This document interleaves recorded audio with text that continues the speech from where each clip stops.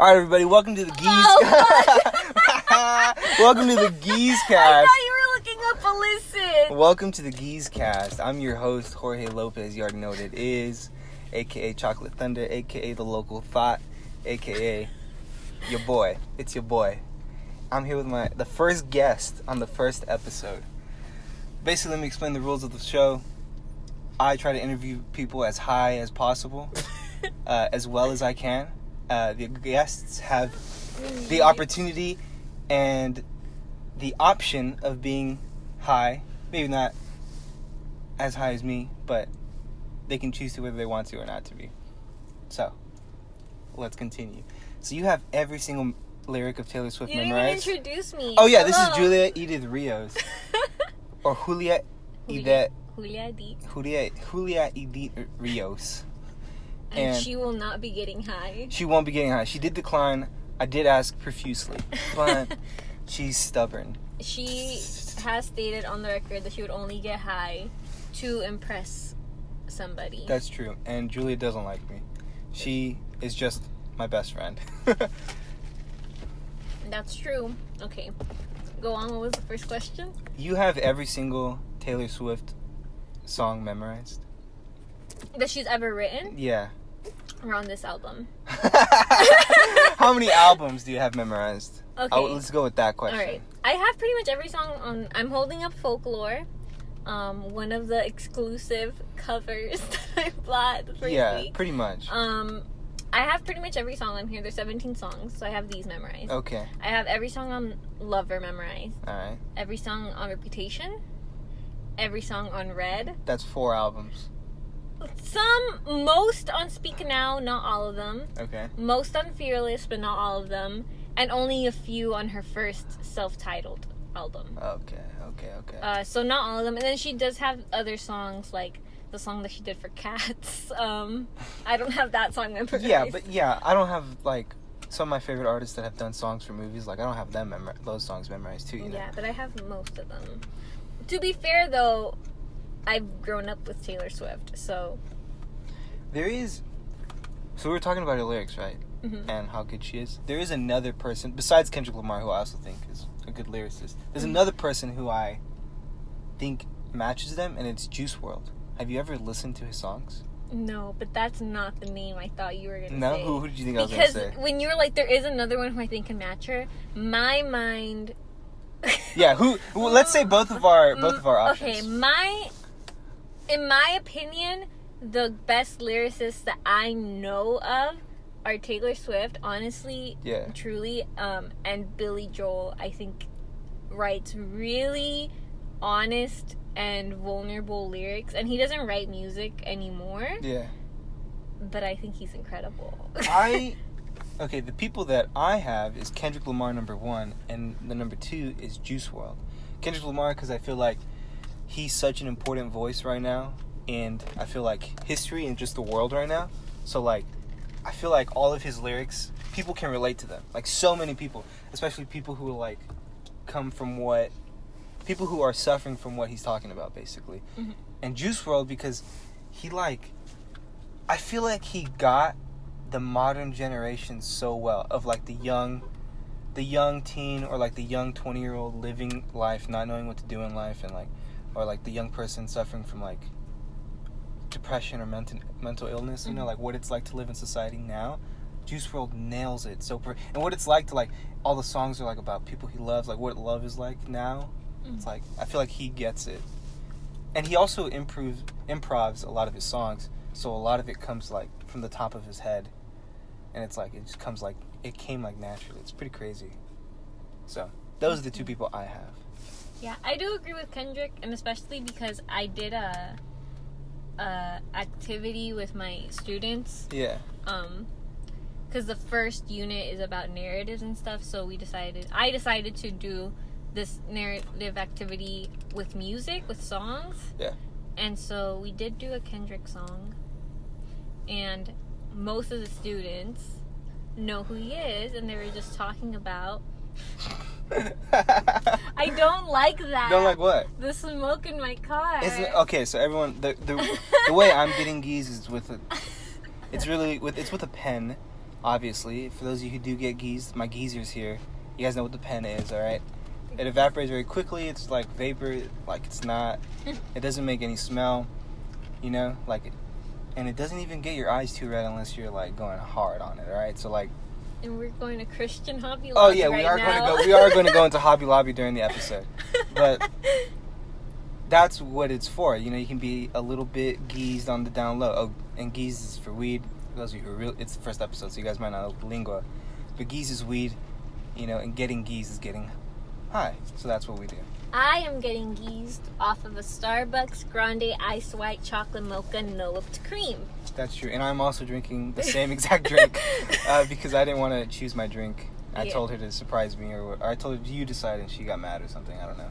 I didn't get mad. I got nervous because I've always been the type of person to rehearse what I'm going to say. Mm-hmm. Mm-hmm. And you didn't give me time. You didn't give me instructions on what to say. But I don't know if you remember. Sorry. I don't know if you remember, like, in school when they would have, like, when you would read, like, everyone would read, like, a paragraph or something. Yeah, popcorn reading. Yeah. So, but, like, when it was, like, you knew it was going to be your turn, like, at some... Because like, your best friend gets it or something, or, like... No, because, like, when it was, like, a pattern, so they'd be like, okay, we're going to go around in a circle. Oh, or, like, they do by numbers. And so I would always count down to... and figure out what my paragraph was going to be. Mm-hmm. And I wouldn't even pay attention to everybody else reading. Mm-hmm. I would just rehearse that in my head. And then when it was my turn, I'd say it. Because sometimes I'd be like, I don't know that word. Yeah. And I'd be so nervous. Because I'm like, English isn't my first language. Like, even now, like, I get mixed up sometimes. And I'm like, I don't know what that word means. Yeah. You are describing what I did in school too. When you knew it was your turn, you'd go to the where you knew you were going to read that. Yeah. That's the worst way. All teachers here don't ever do that because your students are not giving a fuck about what you guys are reading or what anyone's saying. That's true. They're worried about what they have to read in that one paragraph. Do the regular popcorn reading where the students get to choose, you know? Yeah. Because then they got to read the whole thing. I like doing popcorn reading. It's fun. Because you knew already who was kind of a good reader. And it's a fun way to flirt when you're a kid, because I would always pick the girl I like, and she would always pick me back. And we would just pick each other. Want to know my favorite way to flirt when I was little? Yeah, and I'll tell you mine. Okay, mine was Heads Up 7-Up. Oh my god, no. No lie. No lie. No lie, no fucking cap. No lie, no cap. That's exactly what I was gonna say. I would if I picked you in Heads Up 7-Up when I was a kid, I wanted to kiss you. That was me shooting my shot. I wanted that was the snowflake back then. See my shoes under your little cheating head. Yep, I put them there on purpose. Because I want you to look right at me because I'm looking dead at you. I want you to say, I think Julia picked me. And I wanted to be like, oh my god, how'd you know? No way. And sit back down. Okay, honestly, life would be easier if we still played Heads Up 7-Up. I don't think it would be. I think it would waste more time, though. No. I think it'd be easier because then you don't have to say anything and you could just go and push somebody's thumb down. What's going on? And then they'd be like, oh, you like me. Yeah, because you don't have to say anything. You just put their thumb down, and then they're But how would this apply in real life? What do you mean? I think adults should play Heads Up 7-Up at parties. Oh, at parties? Yes. That's a good idea. I mean, not now. We're in a pandemic. Yeah, but when we can have them again, imagine playing Heads Up 7-Up. Yeah, like at a Halloween party, everyone's dressed in a costume. Imagine the implications. The drama. Imagine picking. Imagine the yearning. Imagine picking like someone's partner and being like, yeah, I don't give a... Everyone's like, what the... It's like, did you fucking push my boyfriend's thumb down? Did you touch your thumb, bro? Did you touch your fucking thumb? And then you have to confirm that it was you, if it was you. Yeah, I did. And I stayed there for a long time. Yeah. Touched it very gently. Let my shoe just kind of over there. You did not show her your shoes. I did. And a little bit of ankle. I even whispered my name. Just so he'd get it. Just so you know that it was me. Psst, it's me. I like that. Right? I mean, I don't go to parties, but you can take my idea to whatever party you go to next. I think I will do that. Be like, who wants to play Heads Up 7-Up? I think people would get excited. But you've been to parties though with me. No, I have not, Jorge. No? Jorge. Think long and hard. What party have I ever been to? The closest thing I've had to going to a party was ACTF. Oh, yeah, huh? I guess you're right. I guess you never have. And that's just because we were living together. Yeah, I've never gone to a party. You should go to a party. How come? Insert, edit in the podcast, Mr. Krabs' tiniest violin. Tiniest violin? After me saying, it's an audio only It's an audio only podcast. You're not gonna edit it? I'll just put a picture of you or something, or of us, or of a logo that I'll make. Oh, I want a picture. Oh, in the Hobby Lobby. I'll take that picture and have it just have it be on there so it's on YouTube, and I'll put it on wherever. Yeah, that'd be funny. Yeah, I like that. But go to a party. I've invited you to parties, haven't I? No, you have not. I had to have. I've been to so many. I don't think you have. No way. I think most of the parties, I don't know how invitations to parties work, but I know firsthand that I have never been invited to one, and I've never showed up at one. This is how I've always been invited to a party. I get a text message, hey, do you want to go to a party? And I say, yeah. Or someone's like, oh man, so excited, or for something on Instagram, I'm like, oh, you going to a party? And say, yeah, I want to come. I'm like, oh yeah, sure, I guess. Or the person who's throwing the party invites me, you know? I don't have that. The closest thing. No. You need to go to a Halloween party. I need to throw a Halloween party. Oh no, not right now, but I mean. Although my Halloween costume is going to be very cute this year. Dressing up like a cowgirl, so is my cat. That's right, you told me. So we're gonna go shop for. Are we really? Yeah. Cool. Because I bought the base of my costume, but I need to edit. What are you wearing? I got a pink cowboy hat, but I want to add some jewels to the rim of the hat, and then I got a white just plain bodysuit, but I want to put sparkles all over it. Yeah. And then the skirt that I got, it has some ruffles on the skirt, but I want to get rid of the ruffles and replace it with tassels. The same thing. I have some white gloves, so I want to add cowgirl tassel. Okay. So I'm gonna. I get that. I'm gonna. I keep wanting to say edit. Edit is not the what. What am I doing? I want to sew. Decorate. Create. Yeah, I just want to do it myself. Yeah. I want to be. I'm gonna DIY. So what do you think about the election? Who's winning? These are all this is the only reason I'm doing this podcast, by the way. Let me tell you the purpose of why I'm doing this podcast. I feel like there's so many podcasts of just super famous people who they live their lives in this really they're all famous people. They all know each other.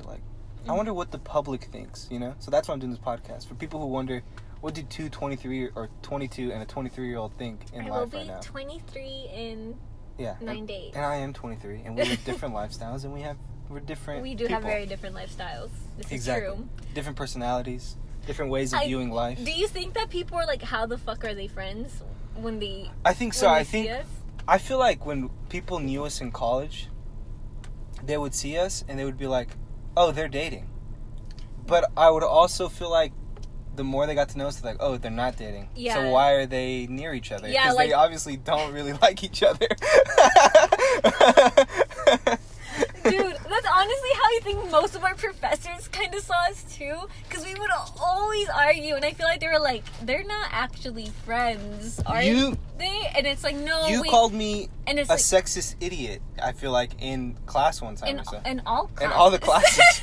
Every English class we had where we talked a story about some love story, and for some reason, the guy was always the villain for doing nothing. And I was like, listen, the guy wants to fuck the girl. So he's in love with her. And he likes her personality too. Let him do what he wants to woo her over. She wasn't complaining. No guy ever wants to fuck a girl's personality. Oh, no, I didn't say that. The first thought that goes into a guy's head is, I want to make lovies to that thing. Ew! Don't and then say later like you're that. like, oh, she's actually kind of cool. Thing? Later she's kind of cool. Did you say make lovies to that thing? Well, it's because I was gonna say her, but then it was like excluding other people, and I couldn't think of they them for some reason. My brain was frying, so I just said thing. But I feel like that's even worse now that this is why I called you sexist. Now that I've said it. All right, maybe I was in the wrong. I'll admit that. I'll admit it. Anyways, yeah, because I feel like people would see us and they would hear us interact with each other, and they'd be like, how are they friends? Oh, yeah. I feel like, especially Delamico, when we were first in her class. Oh, for sure. I think she thought we didn't like each other. And then, like, when she got to know us, we even went to her house to have dinner. Mm-hmm. What's up, Delamico? I hope you're listening. I love you, Delamico. Delamico, I actually do love you with all my heart. If you are listening to this, at any chance, let's go have dinner and just talk and hang out. Because I really enjoy spending time with you. Honestly, I had a kid interview me. I know we completely... I still have your political question in the back of my head. Yeah, we'll talk about it later, guys. Come on. This is how... You know how it is in the Geeze Cast. #1 podcast right now out on the internet. It kind of just goes wherever. But yeah, I had a kid come in on Wednesday or Thursday. He emailed me and he asked if he could interview me because he's taking like a leadership class and he has to interview someone on campus, virtual campus, quote. Yeah, quote unquote, that he feels that he can come to for advice whenever he needs you see? it. And that's because you don't really judge people. And I was like, thank you. You kind of do, though. No. But you kind of... Not my students. I don't judge my students because I don't know them. I feel like I can't just... You said shut up so fast and so quiet. I hope the mic picked that. Shut the fuck up. Shut the fuck up. No, but he came and his last question was, who was your mentor? And I said, Dr. Carol Delamico. And I put it in the chat. I'm like, get her name right. Dr. Carol Delamico. And Charles McCory. I would have put Charles I gave him McCory. those two names. I was like, and here's the thing. They're completely different professors. They really are. And they're both incredible. You know what? Shout out to Charles. Love you too, Charles McCory. If you're listening to this, Charles McCory, I love you with all my heart. Let's go. Invite me again to your house. Hit me up. He's my hero. Yeah, like, let's go have dinner. And that's what I told my student. And I was like, they're the best professors. I was like, they both inspired me in their own kind of separate ways of, like, who I wanted to be as a professor. Right. Because Charles gave me hope that I could still be a professor. Because I was like, I don't know if I can be. Like, I don't have the vibe of a professor. Like, I'm not serious at all. Like, I don't... Like, I feel like I should be teaching students other things than what they're telling me to teach. Like, I have, like, this weird ego about that. And then, so I'm like, I don't think I can be. So I was so worried that I didn't want to be a teacher anymore. And then I met Charles, and I was like, oh, you're just like me. We agree on so much about teaching. Yeah, and I think that, like, how he, like now, like, I'm just like, man, he, like, I don't want to say that he didn't care, but it's just, like, he didn't care about, like, the small things. Yeah, like, he didn't care. Looks like a witch's cauldron. it kind of does, huh? Yeah. He didn't care about, like, deadlines, like being extended. Like, he just wanted you to do the work. He wanted you to do the work. And succeed, and that was it. He wanted you to do the work, and he wanted you to be passionate about the work. He wanted you to care about it. Like, listen, like, this is why it's important for us to talk about it, and, like, you know... And he tried to make it fun. He did. Which is what I tried to do. He was humorous. You know, if you asked it, there was no dumb questions in his class. He always took things, like, with a nice, fresh, new perspective, and he loved discussion. Like, he was such an amazing, positive part of my time in college, and there's not that many, I feel like, that I can point to. Yeah, no, literally, like, him, Dr. Amico, I will say Mandy really did give me so many opportunities. I will also say yes. That I will forever be grateful for. I will say yes to that too. Mandy Reese. Sorry, I forgot your last name, Mandy. I'm sorry. I always just call you Mandy because I've never... that proves something about her personality because I always called her Mandy. And we never called her Professor McQuarrie or Professor Delamico. It was always Mandy, even at school, which was crazy to me. She was like the only professor who... Like, all the theater professors pretty much did that, but...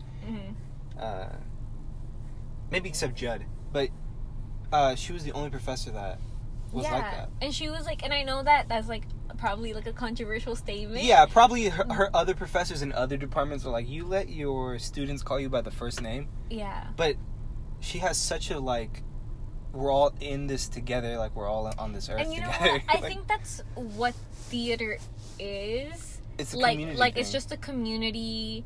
Like, if I don't succeed, then you don't succeed. Like, we all need to work on making each other. If there's better. one thing I've learned in these 23 years of my life, if you're someone listening to this podcast and you're teetering about joining the theater program at your high school, or your college, or even your middle school, or joining, or even if you're old, schoolers are listening. I don't know, who knows, or even if you're older and you want to get, like, even if you're older, you have kids already and you want to get back into acting, the community theater here, you know, like, go do it, go audition. It's being a part of a creative project like that with many people, and when it works. Like, I'm not saying theater is perfect. There's definitely a lot of things that I kind of don't like about it, not gonna lie. However, when it works, like, there's nothing better than pulling that off and seeing the audience just, like, absolutely love the show. And especially when you go on stage, or not even if you're a techie, because I've teched for a bunch of shows too. Even when you do that and you help an actor, or you do something that you know, like, damn, if I didn't do that, it wouldn't look this good, you know, like, it's crazy. It's an amazing feeling to be a part of. Yeah, I miss. Honestly, I don't know if I do miss theater, and I miss the vibes, and I miss that, but and this is also kind of where we differ. I feel like you are very comfortable up on stage, while I don't like that. Like, I always preferred, for example, the two experiences that I had in theater at CSUB, which was Theater of New Voices and Dreamers.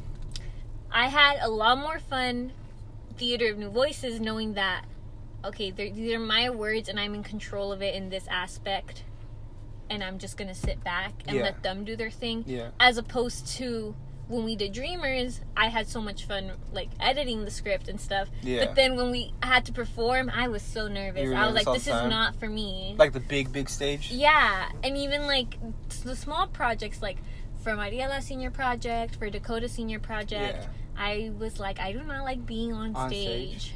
That's crazy, because I am the opposite. Yeah, I do like being on stage. Yeah. But you're wrong about one thing, which is the fact that I'm comfortable being on stage. I'm actually very not comfortable being on stage. And I get really nervous before every performance. Well, I think but I feel like when I say comfortable, I mean, like, you're okay with the idea of doing it again. Like, you're going to get stage fright next time, but you're okay with the idea of, like, I'm okay with acting again and being on stage. Because to me, the highs are way higher than the lows. Like, the lows of theater, there are a bunch of them, and they happen frequently, but the high is so good. Like, there's no way you can't, like, there's no way I can't chase that again, because it felt so good to, like, do a scene or do a performance and, like, have the show be over, and you're standing on stage and, like, everyone is just, like, you know, everyone's giving you, like, 100% of their attention. Mm-hmm. So I miss I miss the more controlling aspect in terms of directing, like when we did for our directing class. I loved doing that. And that's how we differ also. Stuff. I love directing. I would love to direct again. If I ever did, I think the only thing that would bring me back to the idea of, like, auditioning to act in something would be a musical. That's right. You do want to do a musical. I love, because I did, the only play that I ever did in high school was The Wizard of Oz, which was a train wreck. I'm pretty sure the director burned the only copy of that performance. What? Really? It was that bad? He's like, there's no way I can die and have people know that I made this. Yeah, which is really sad, because the performance that was recorded was, I think, our best performance.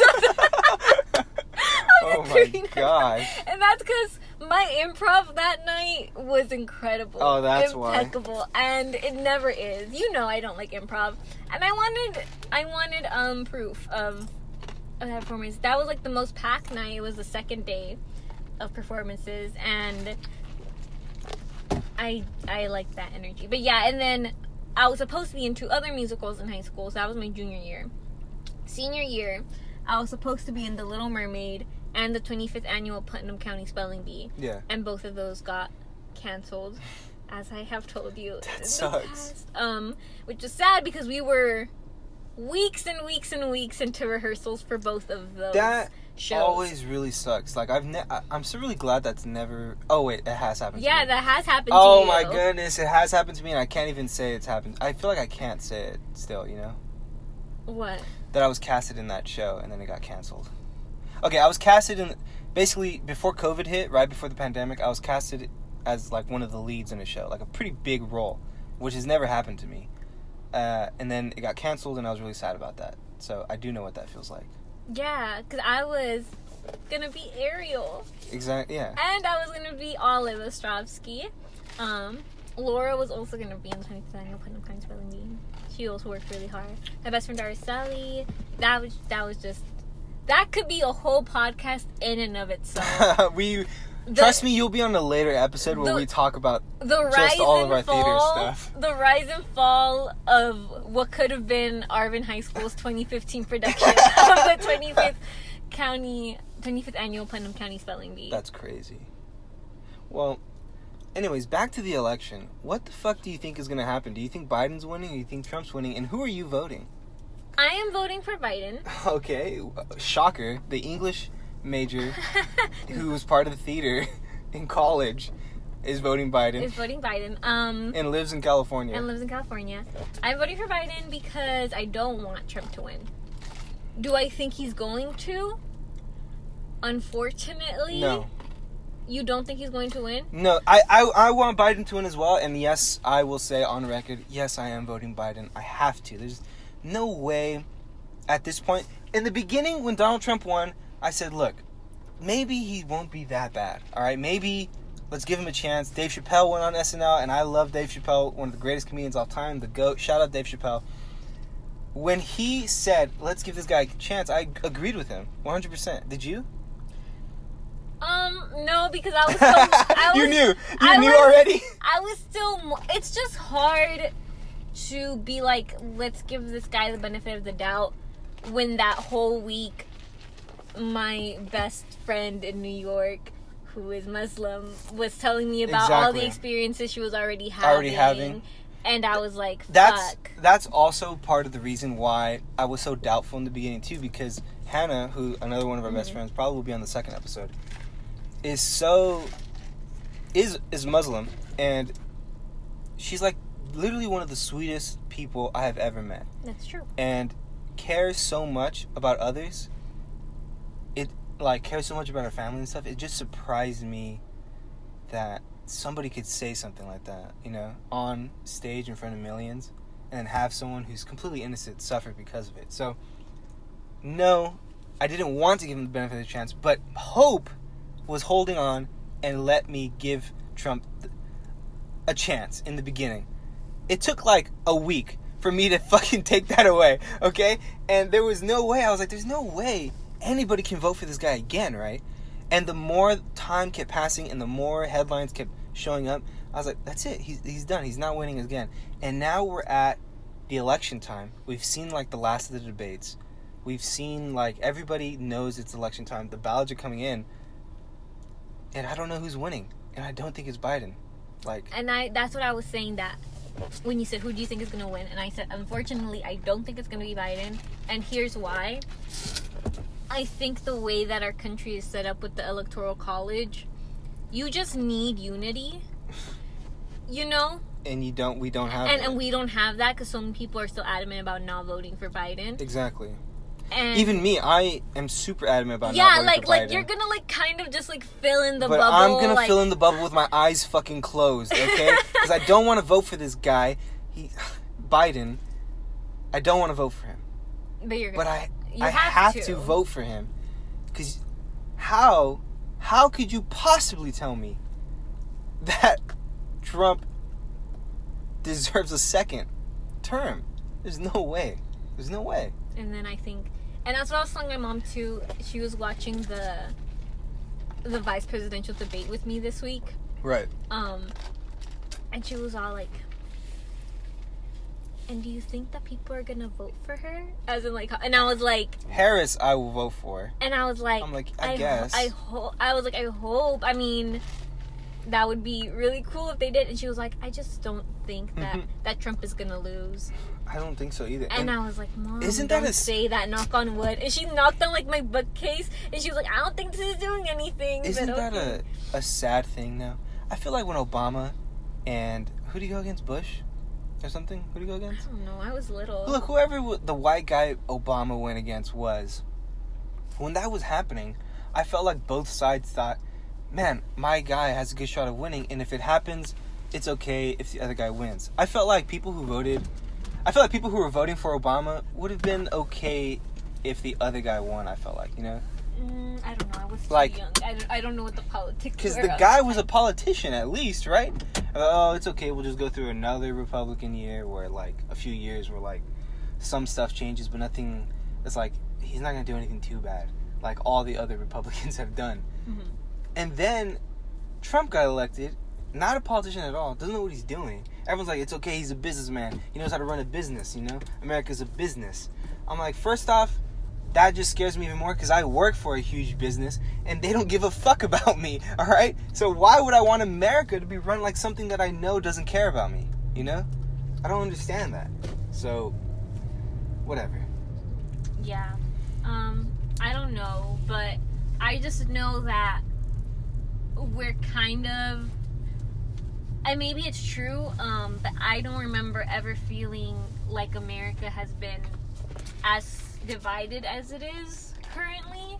And I don't know if it's just because it has always been like this, and it's just like the older I get, the more I realize just exactly how divided our country really is. Or if it is just like we are in the time of like, yeah, this is the most divided America has ever been. But I think Trump just kind of ran against that gray line. Yeah. Now you're blue or you're red, and there's sucks. no in between. And and that sucks. And I would say COVID has definitely pushed the narrative maybe more than it's stretched out to be. Yes, maybe, but you can't deny that people are having strong feelings about these two candidates, about our specific president. You know, like, I know a bunch of people were saying, like, don't listen to the media, don't listen to social media, don't listen to, like, the news. Like, that's not how people really feel. And, like, yeah, I get that to some degree. I know people are just venting. I know people are in this mob mentality on Twitter, just canceling people for breathing wrong or something, you know, like, I get that. But at the same time, it's like, so then why is it happening, you know? Mm-hmm. But also, like, in real life, I've never really, like, argued with, like, a Republican in my entire life. Or like, are you his family members that are Republican? Or you do not have? No, because I try to keep politics away from, like, my identity or, like, my like what it is as a at least I used to, but now I feel like I can't anymore because Trump is trying to, like, deport hella people. Or was. Yeah, it's kind of hard to be apolitical when your entire identity is political. I don't know exactly. Like, listen, like, I don't want my identity to have anything to do with politics. But the problem is that I am Mexican. My skin color is brown. And in that country, it's a political topic right now. In the country I live in, my skin color is a political topic. Mm-hmm. So, I'm sorry, but my politics do have to do with my identity. I'm trying to make it not to be. I hope that makes it clear for, like, other people, you know, that don't get identity politics or whatever. Yeah, that's kind of the same thing. I mean, I don't look Mexican. Yeah, Julia's Mexican, but she looks... I have white passing privilege to the extreme. So, I mean, I guess, but not really, because the way you talk and your attitude and the way you walk and everything. Do Mexican. I seem Mexican? Yeah, like, you know, like, you look white to people who don't know anything about what people look like, or, like, have no idea what other races. You probably look white to white people, is what I'm saying, or something. So that's what that, like. But I feel like if like a brother passed by, he's like, oh yeah, that girl's Mexican. You know what I mean? Yeah, she's Latina. Yeah, she's Latina for sure. Some, like, Irish dude maybe. Maybe from Boston. I don't know. I've had people. Because when people ask me, like, what I am, they go, "What are you? What are your parents?" And I always say, like, "Oh, I'm Mexican." And they just go, "Both?" Both? Like, and I'm like, yeah. Oh, yeah, my sister gets that a lot, too. Have you seen my sister? Yeah. Yeah, she has pale skin, and, like, her hair is, like, a really different color than ours, and, you know, my dad always makes a joke, is it his? And my mom's like, whose else would it be? You guys don't look like each other. Yeah, but we do look like each other, she just has paler skin. Yeah, but, yeah, they were always like, but, like, is your family Mexican or are they Spanish? And I'm like, no, they're, like, and I only go as far, and we were talking about getting DNA testing and why I don't want to do that. Right. And so I'm like, well, both my parents were born in Mexico. 2 Mexican parents, who were all 4 of my grandparents, were born to Mexican parents. Right. And, you know, I know as far as that goes. I may be like 1/8 Arab or something. That's what I'm getting. And so I'm just like, so I don't know how it goes as far as that. But I know for a good while, like we've been living in Mexico. Yeah, we're from Mexico. We're from Mexico. And people are always like, but are you Spanish? I'm like, probably. Yeah. We were colonized. I'm sure some Spanish DNA got in my blood. Yeah, I know. Okay. I'm like, but I don't know anything about Spanish culture. My grandfather's like almost 6 feet tall. Like, some Spanish DNA is in me. And it was interesting because yesterday we have movie nights where we don't watch movies sometimes. So since the whole pandemic hit, guys, me, Julia, and a good friend of ours, probably our best friend, Hannah. We go and we watch movies every Friday night through Discord.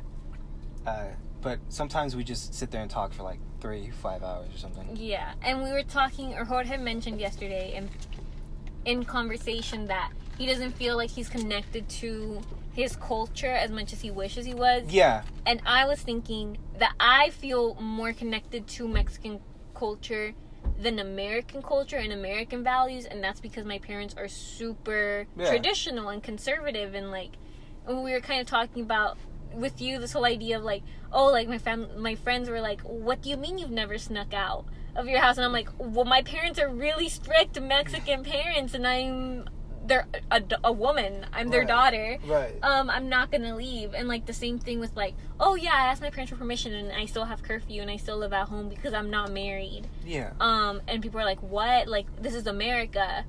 You should leave when you're 18. You're your own person. I'm like, that's not the way it works with Mexican parents. And I know like other cultures are different, and I'm not bashing other cultures, but like it's definitely like my parents are the same way. We have those traditional Mexican cultures, especially towards my sister. You know, she has a boyfriend and she can't go anywhere without telling our parents first, or I have to be there. They can't be alone, you know, at the house or something, you know.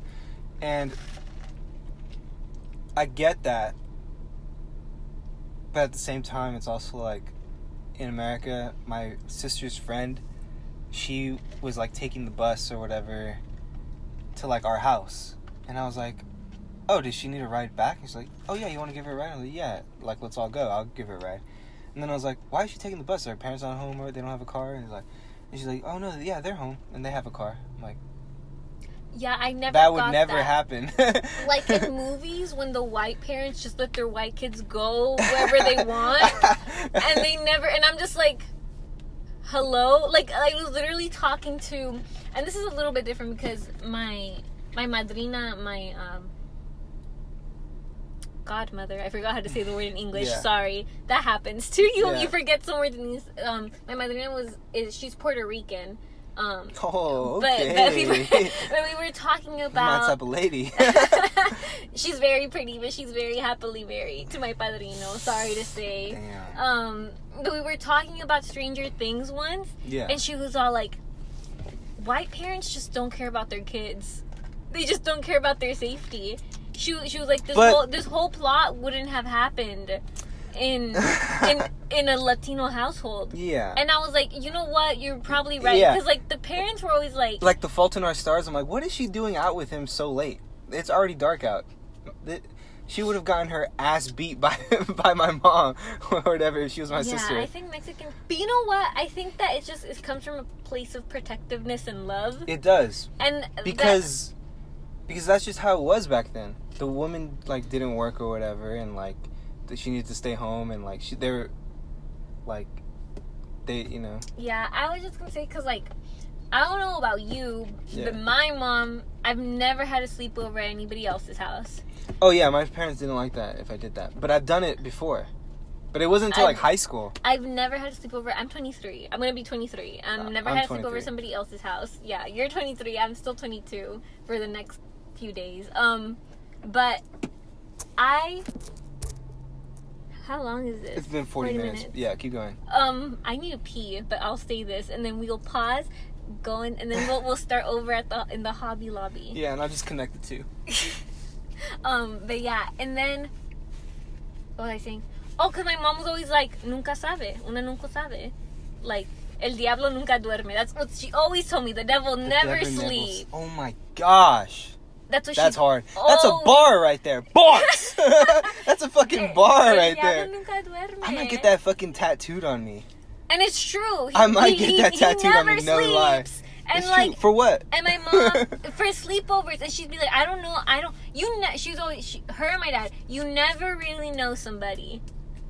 I don't care if I've talked to their parents. But that's also a Mexican thing, because... That's what I'm saying. But I feel like that's how I would be. If I have a kid... Oh, for sure. That's how I would be, too. I'm like, no sleepovers. For sure. If I had 2 kids, for sure I would teach them the same values my parents taught me. Like, that's your brother, that's your blood. Nothing you will ever... You have to always be on each other's side. Mm-hmm. In this world, like, the world is hard, the world is cruel. So you need this person on your side. So, like, they...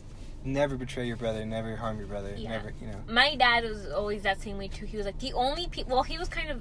I mean, I guess it's because I have siblings, but they're not, like, biological. So it's not... You have, like, foster siblings. Yeah, well, they're adopted. But, like... My bad. Yeah. But it's not, like, that same idea of, like, oh, like, blood or whatever. But, like, he's always told me, like... Yeah, like, he's been, like... Well, specifically, like, him and my mom, he's like, the only people who are ever going to be 100% truly on your side... bail you out of jail, be there for you when everything goes to shit, is going to be me and your mom. And I was like, all right. Okay. And you know what? And that's right, because say 20 years from now, for some reason, I get arrested and I go to jail. Uh-huh. There's no way I don't use my phone call to call my dad, my mom, my brother, or my sister. Yeah. Any 4 of those. My brother and my dad for sure would be like 2 of the people I would call. If I couldn't reach them, my mom and my sister last, but she's on that list. Mm-hmm. And then maybe you or Hannah. Like if I couldn't reach my family. But like that's true. And like my dad has always been super adamant about that. And through the years, like with things that I've gone through, I found that to be true. And I'm not saying that like something like now specifically, right? But like in general, like when I have had issues, I've always felt like I could go to my parents for anything that I've ever needed. Like there's nothing that, and I think that it is because they've instilled that.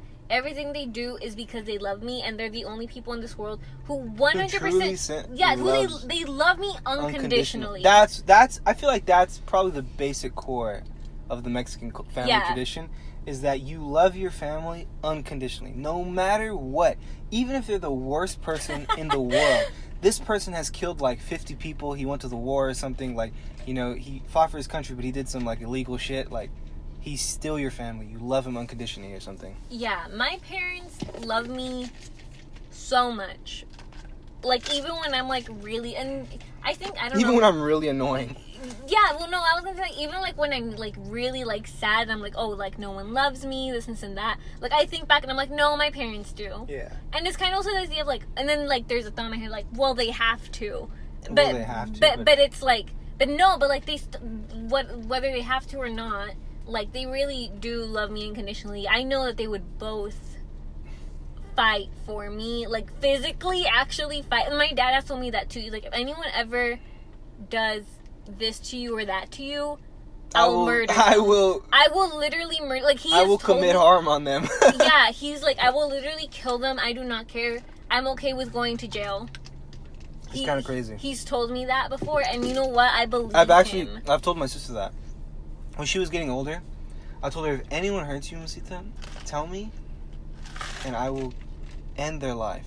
Yeah. That's what I said. And I was being so 100% serious, and my sister got really scared. But it's that unconditional protectiveness that you have where you're like, if you hurt this other person, right, I will literally ruin my life to get back at them because they did this to you. And that's why, like, and you know what's funny is, like, this is what, like, this is the perspective that isn't shown when stories are told, I feel like, because stories always have a hero and a villain.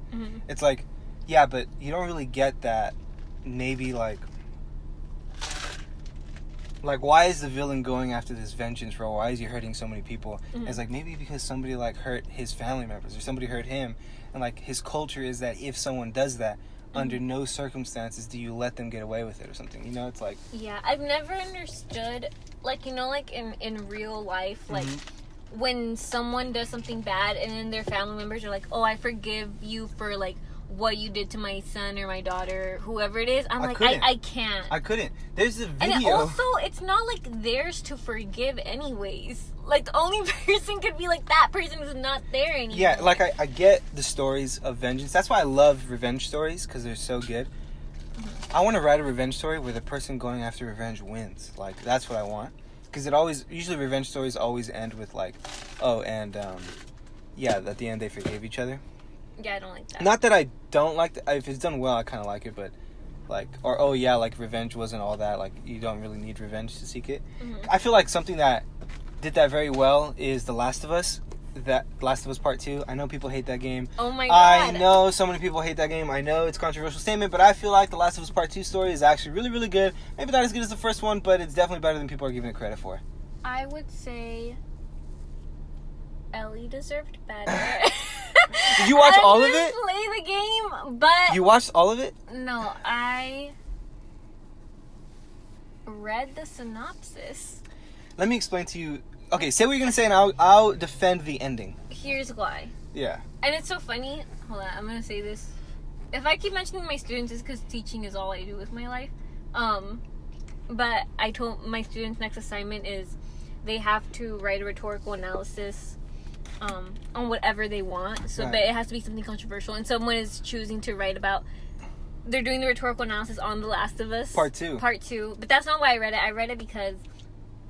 our good friend Kayla yeah, she really likes that game, and she was upset about it, so I read the synopsis for the part 1 and part 2 on Wikipedia, and I gave my opinion so I could have my opinion to give to her, and I said that sounded really dumb. I haven't played it, I didn't watch it or anybody play it, but it just doesn't sit right with me that the whole point of the game was for her to kind of like avenge this thing, and that her father figure died.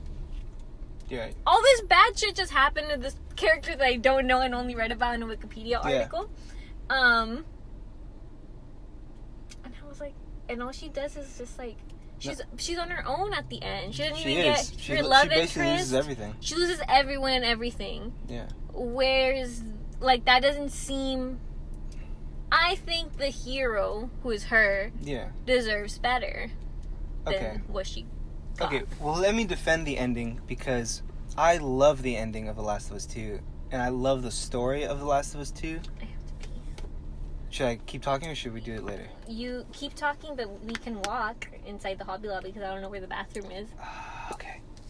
Fuck. Alright. We're mobile now. We're mobile now. We got it. Fuck, it's the mobile part of the podcast. Where the fuck did I put my mask? What do I do with it? In here? No. Do you need a mask? I have plastic ones. What do I do with it? Oh, it's right here. Okay. Alright, we're good. I have extra masks, because wear your masks, everybody. Everybody wear your masks out there, please. And put it over your fucking nose. Yeah. She said put it over your nose, guys. Come on. Put the mask over the nose. Quit playing around. You're just being an asshole at this point. Please. Just put the mask over. Please, I want to party. Alright, I don't even go to parties. That was the whole point of the podcast. I think we'll record when I get in there, yeah? Yeah. Alright, cool. And then we're going to go back. Back where? Back into this podcast. Oh, yeah, we're back. Hi, what's up, everyone? We did. We were in Hobby Lobby. Now we're back. It was packed. It was super packed. There was hella people there. But we got some cool stuff. I think we can I think we got what we wanted. Yes. Illicit. What's illicit? Illicit. The definition of illicit is forbidden by law, rules, or custom. Why were you looking that up again? Because Taylor Swift's song is called Illicit Affairs, and that is how we started our podcast. That is how we started the podcast, so talking about Taylor Swift. So you think that Trump is going to be our president in the next 4 years? What do you think is going to happen in those 4 years? Definitely anarchy. No way. It's not going to be anarchy, is it? I think people are going to get pissed. For sure. I think regardless of who wins, there's going to be a lot of angry people. Yeah, and that sucks. I don't like when people are mad at each other for no reason, because it causes violence. I don't know, but... Damn, I'm thinking about it now. I'm thinking about the 4 years that's going to happen if he wins again, and I just don't... In 4 years from now, we'll be 27. Dude, that's crazy! Don't ever say that again! Don't ever say that to me. Imagine if you're married. Dude, I better be married if I'm not married by 27. You think you get married in Trump's America? Yeah, I'm gonna get married because I'm in Trump's America, okay? What the fuck does that mean? And I'm gonna make more Mexican children. They will never get rid of me. That's so funny. I don't know. Wait, hold on. This is off topic. But growing up, did your parents ever say, like, oh, marry this kind of girl? Well, I think my parents always assumed that I'd be marrying a Mexican woman. Mm-hmm. Little did they know, one, I'm into all types of women, and I'm also into all types of men, which is kind of crazy, and they're struggling with that idea. But, you know, I'm asking... Love is love, baby. I'm asking because my mom and my everyone has always told me to marry a person. They've always told me to marry a white man. Oh, what? You know what's funny? Because they want people in the family with colored eyes. What? That is the epitome of beauty to them. And my mom, she's like, ay, cásate con un güerito, Juliana, para que tenga un nieto con los ojos azules. Oh my gosh. Look. And I'm always like, Mom, I'm not gonna look for a white man. Yeah, but if I end up falling in love with one, then bless my heart. Yeah. Then God bless me. Then God bless me and my future child. Yo, I feel like that's where you definitely get into really weird territory with people. It's like, oh, I really want this type of girlfriend. When my friends tell me, damn, I really want this Asian girl, I'm like, Jesus, bro. Do you only want her because she's Asian? It's kind of weird.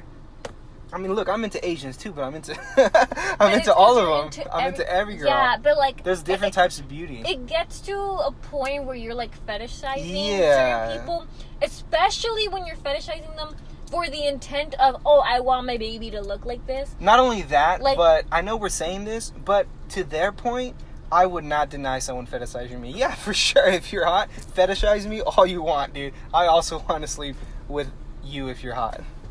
No, but I mean, like, in the terms of, like, one time I was having a conversation with someone. Okay. Oh, can you name drop this person or no? I will not name drop this person. Damn. But she was a white woman, and she was in the car, and we were talking about babies, and she was all like, yeah, I really want to marry a black guy. I just think mixed babies are the prettiest babies. And I said, insert name here, you can't say that. You can't say that. I think her heart's in the right place. No, it is definitely not in the right place. It's kind of... You can't say you want to marry... Was she pretty? A type of... Was she pretty? Answer the question honestly. I think all women are beautiful.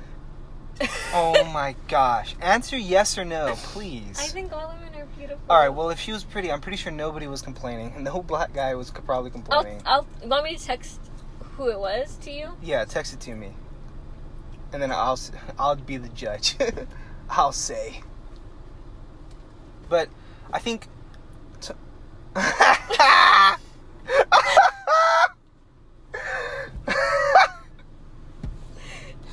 What? What?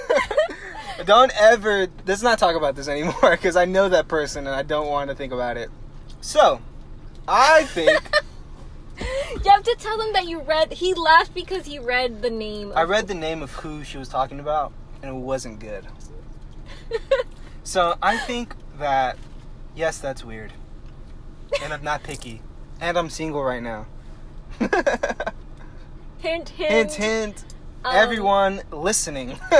Literally. Anybody? No time.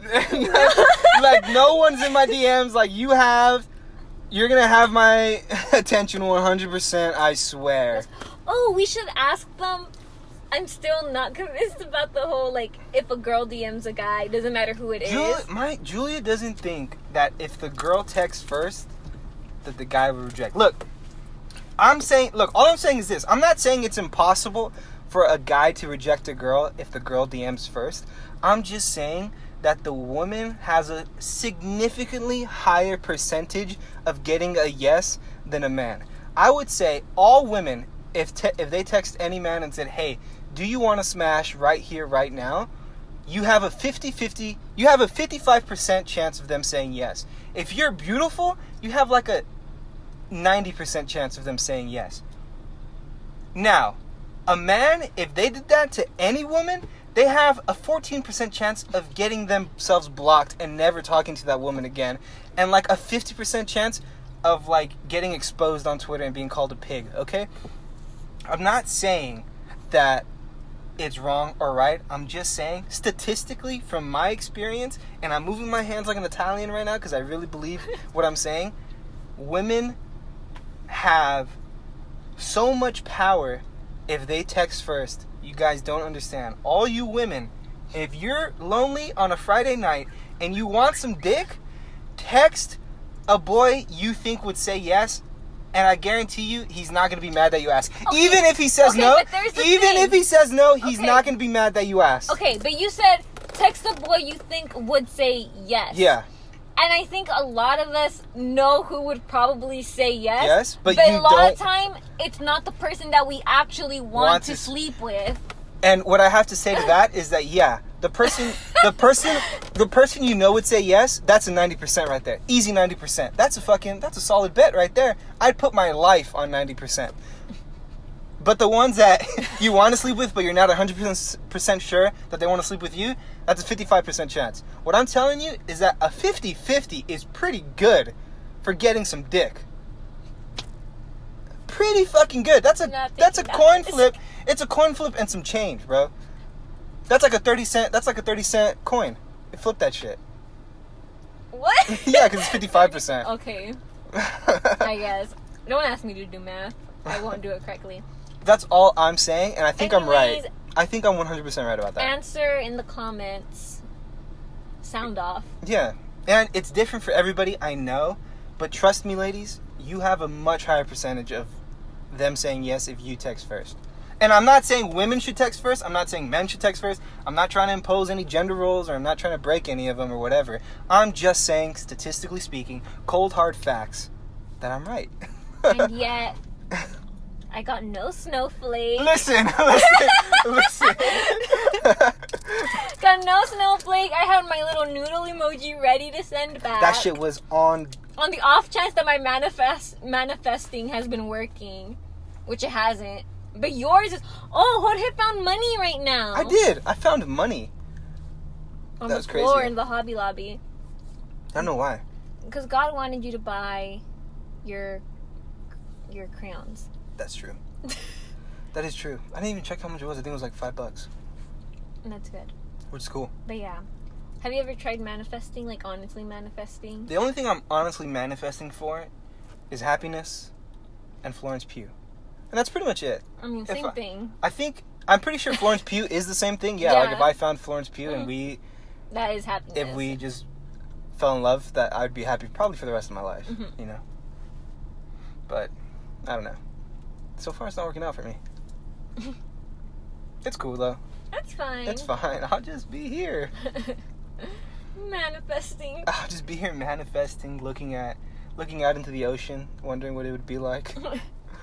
To have Florence Pugh in my arms. To have Florence Pugh in my arms. And I don't even want to be, like, sexual about it. It's like I truly love her. Like, it's like, I just want to be next to her and, like cook her something. I just truly respect her existence. Like, her talent. I want to act in something with her. I want to be in a play with her. Like, I want to paint something with her. I want to paint her, you know? I want to write poetry about her. I want to have, like, 2 cats that we call our sons or whatever. Like, that's what I want. Aww. Yeah, you see? Damn. I think Florence Pugh. Shout out to Florence Pugh. Florence Pugh, if you're listening to this, you got a 1,000% chance that I'm saying yes. So I got my ramen ready. The emoji's on my phone right now. No, you send the snowflake. Julia, I have a negative 30% chance of her saying anything to me.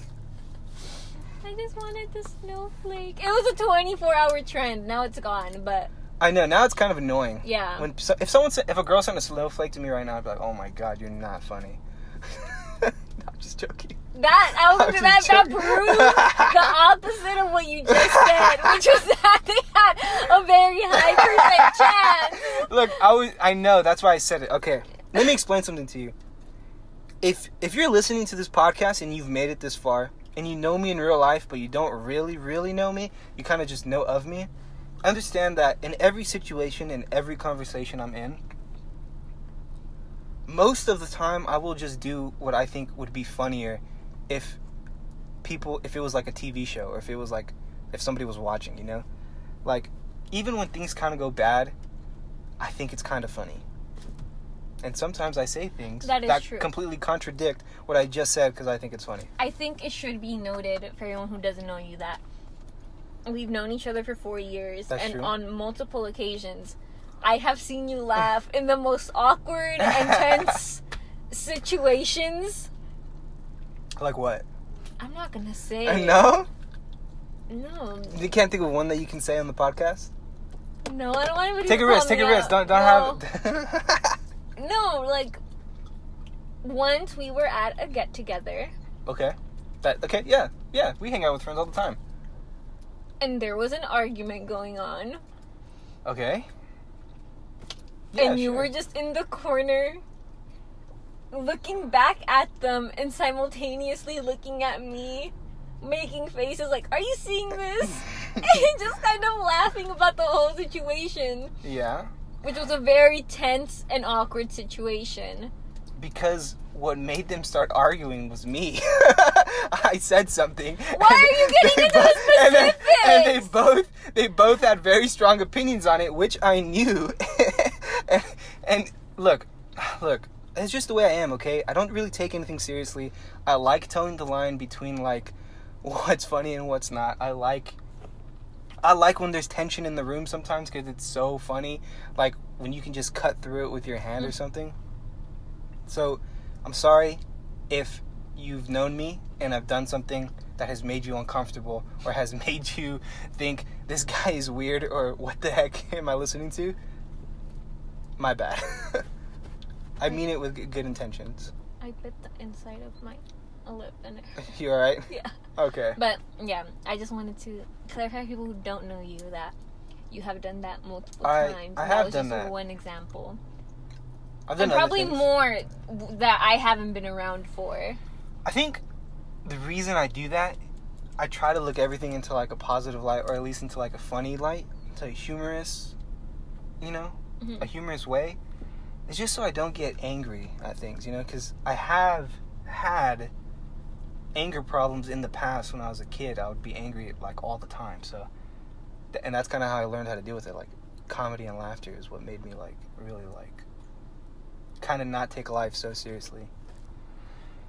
But now I'm, like, a depressed artist, so what are you looking at? I'm thinking about what could have happened at our friend, my best friend Dia, texted me about a wedding going wrong, so I'm trying to think of what could have happened. Oh, yeah. At the wedding, sorry. Hold on, let's talk about this real quick, and we'll probably end the podcast soon, because it's getting late. It's very long. Yeah, it's a very long podcast, and I know people probably don't want to listen to it, but again, this podcast is I'm just starting it because I want to interview people around here in California, or just anybody in general, and just talk about them and get to know somebody. Even strangers. I'm just doing it with friends right now because that's where I'm most comfortable with. But anyways, you want somebody to object at your wedding. And that's not a lie or a secret. You openly say it all the time. Why is that? Me? Yeah. I live for the drama. Wait. You just went saying that I laugh at intense situations when I shouldn't, and you said you live for drama. This is why we're friends. Now everybody knows why. Hold on. I also wanted to be known... Okay. I romanticize everything in my life. And I think, dramatize everything in my life. To the point that I feel like I'm sad when there's nothing big going on. Because I feel like my life is kind of meaningless. Oh my gosh. Oh my god. And so at my wedding, the most important day of my life, one of the, like, highlights, if it ever does end up happening for me, I want it to be the most dramatic, chaotic, wedding? Memorable wedding ever. Me too. Honestly, I know I'm acting like surprised and like I'm not on your side, but I also want the same thing. Like, so I want everything. I want the dress to go bad. I want like... Dude, I want to be late. I want the chaos of it all. I want to forget my vows and have to come up with it on the spot and for it to be like the most beautiful thing ever. And I want like someone to come and object, but I want them to object because of me, not because of my partner. Oh my god. Oh no, now you're being too picky. No, because then I'd have to kick some ass. I want them to object. Oh shit, you said first I'd have to take out the Glock, and it's not gonna work out. I'd have to, yeah. Because I want them to object and be like, Julia, I've been in love with you all my life. This is that. And I'd be like, oh my god, why are you doing this? Okay. Like, why do you think I'd say yes to you? And then I want people to, like, just start yelling. I want there to fight. I want a fight to break out. I want my mom to, or oh my god, my dad would probably fight the person who objected at my wedding. To be honest with you, maybe this is a bad idea. That'd be funny though. That'd be funny, and I think it should happen. And it'd be like, okay, and then it'd be like, no, I love whoever is there, who I'm supposed to be marrying. You had your chance. It's too late. Yeah, I know, but that's what this is for. And they'd be like, yeah, I know, but like in my head, it's like it's for the show. It's for the show. It's for the show. And they'd be like, the show must go on. Like, wow, people really want to marry Julia, too. I do want somebody to also object at my wedding. But I also don't want a big wedding. I want a really small wedding. I think small weddings are cute, but they're just not realistic for Mexican people. Yeah, because everyone's going to want to show up. If you don't invite someone, oh my god. People get so tucked when they're not invited to the wedding. Oh, tucked means angry. Sorry, I have lingo that I use on my own and with my other friends. Sorry, I'm like a trendsetter. No. And I just like having fun. Which is why I would get married in the first place. I think it's honestly like... I think it's kind of like a big flex, honestly, to be like, this person wanted to be with me forever. Oh my god. Is it? Yes. Yeah, it is. Jorge, we're both single right now. Yes, it is. Yeah, it is. Yeah, you're right. Being like, I'm so fucking fantastic. This other person somehow got to know me and see me and decided, yep, this one human is the person I want to be with forever. That's what I feel like is interesting about like love or like attraction, is that people, I feel like, are really afraid to express how they feel about somebody in fear that I think that I don't know, because well, one, it's rejection, right? You don't want to be rejected. But two, it's like maybe they think it's like creepy or weird, you know, or maybe they think it's like, you know, like I don't know. And I feel like it's not. I feel like somebody who's being confessed to like that, and like if someone's really like, listen, I've loved you since I've met you, like 100% absolutely, like no way. I don't know, I feel like the person receiving that would not be angry at that, you know? Or not be... I feel like they'd be okay with... But then again, at the same time, I know people who are very attractive, who have told me, gosh, I hate being attractive. Because I feel like I'm not super attractive, but I'm an alright guy, you know? I'm not like Henry Cavill, but I don't think I'm hideous. And But I know people who are extremely attractive. You know, friends of mine, childhood friends, and friends that I've met recently and stuff like that. And a lot of them don't like... Well, not a lot of them, but some of them have told me that it sucks being that attractive because they can't have friends, if that makes sense. Like, friends of the opposite sex or friends of who would be attracted to them, you know? Like, because it always ends up being that way. Like... And you know what? I think that I saw this TikTok...